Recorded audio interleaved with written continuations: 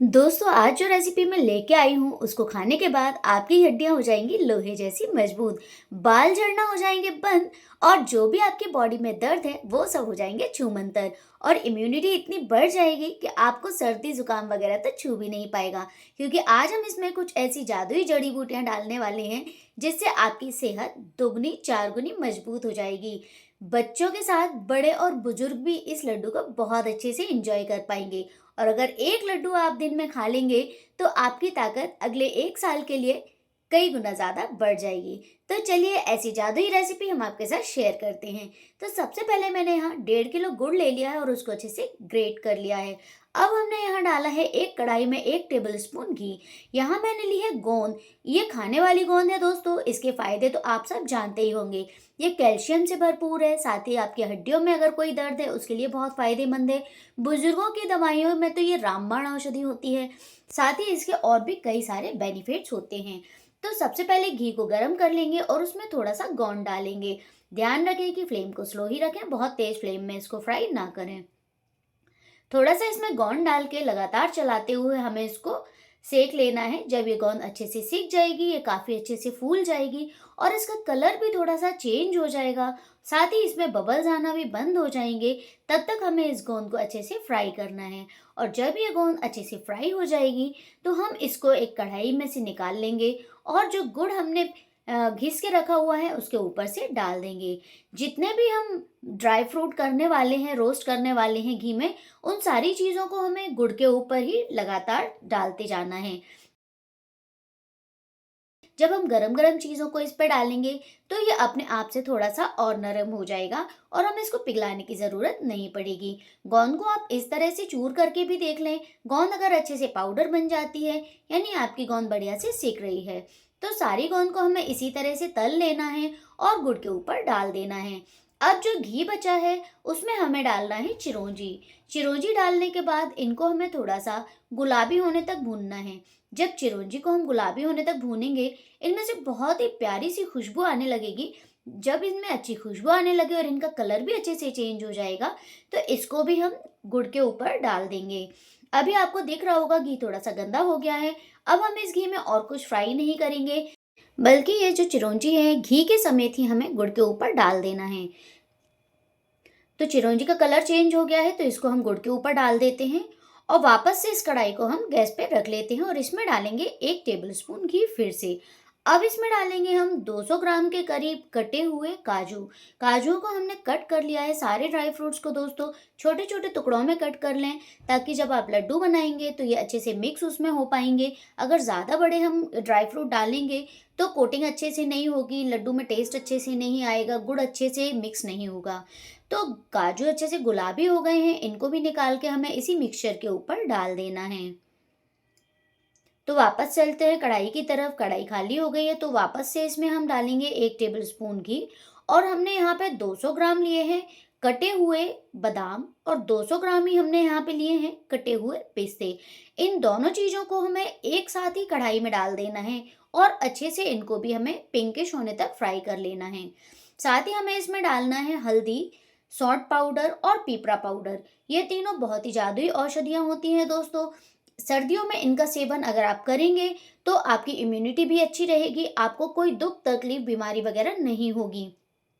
साथ ही इनके कई अदर बेनिफिट्स भी हैं जो आप नेट पर सर्च कर सकते हैं।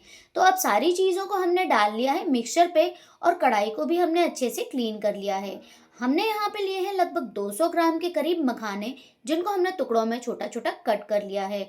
इनको भी हम कढ़ाई में डालेंगे और इनको भी अच्छा सा क्रिस्पी क्रंची होने तक हमें भून लेना है। इनको भूनने में भी दोस्तों आपको 2 से 3 मिनट लगेंगे, इससे ज़्यादा टाइम बिल्कुल भी नहीं लगेगा। फ्लेम को हमने लो टू मीडियम रखा है, हाई फ्लेम पर इनको बिल्कुल भी ना सेकें, अदरवाइज़ ये जल भी सकते हैं। तो ये देखिए मखाने हमारे सिकने के कगार पे हैं बिल्कुल, तो 1 से 2 मिनट ही मुश्किल से इनको और सेकेंगे और उसके बाद जब ये अच्छे से क्रंची हो जाएँगे, तब हम इनको जो हमारा गुड़ का मिक्सचर है उसमें डाल देंगे। आप अगर चाहें तो इनको मिक्सर ग्राइंड में पीस के भी डाल सकते हैं, ताकि गुड़ की मिठास को ये अच्छे से बैलेंस कर पाएँ। तो सारे मखानों को हमने मिक्सचर के ऊपर डाल दिया है।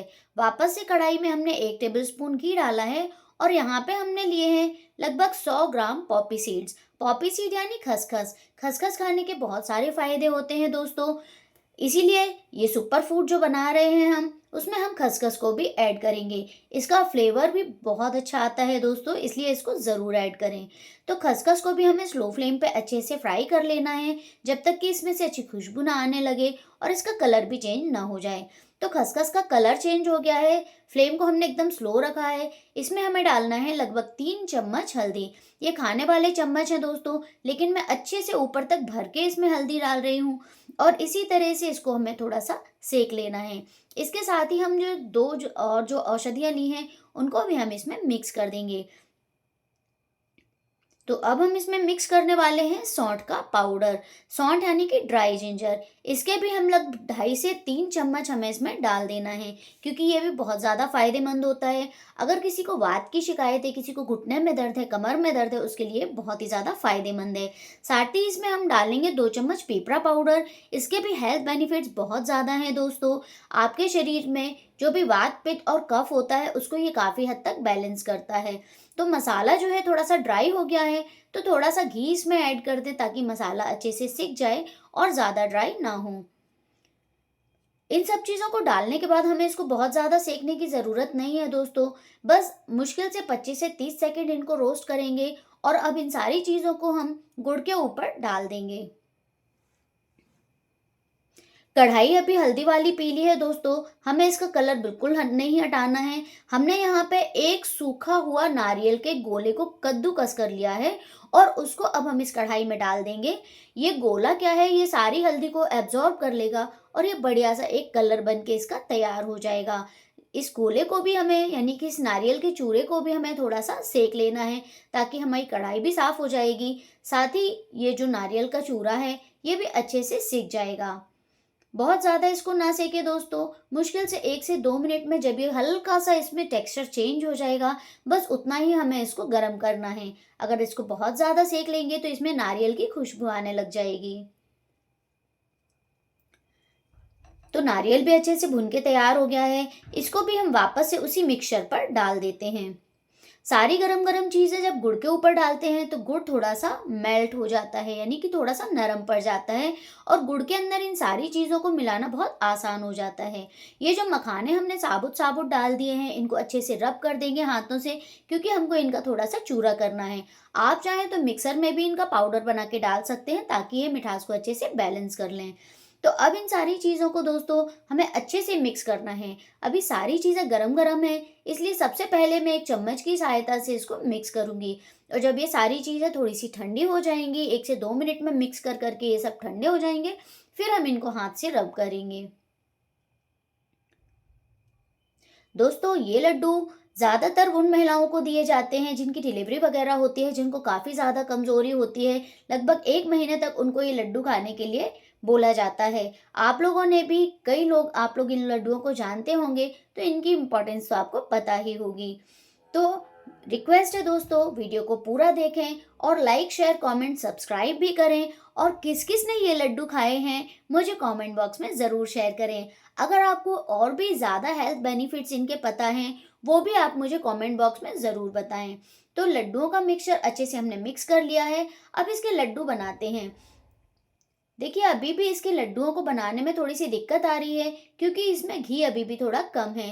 तो लगभग 1 से 2 बड़े चम्मच घी हमने पिघला के इसके ऊपर से मिक्स कर दिया है और वापस से गुड़ को अच्छे से मिक्स कर लेंगे।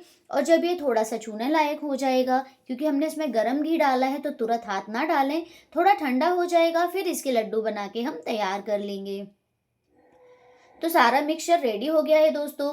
तो अब हाथों की सहायता से आप चाहें तो इस तरह से लड्डू बना सकते हैं।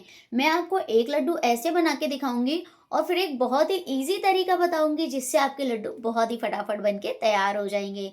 वैसे लड्डू बनाना ज़रूरी नहीं है दोस्तों, आप इस मिक्सचर को ऐसे भी इंजॉय कर सकते हैं।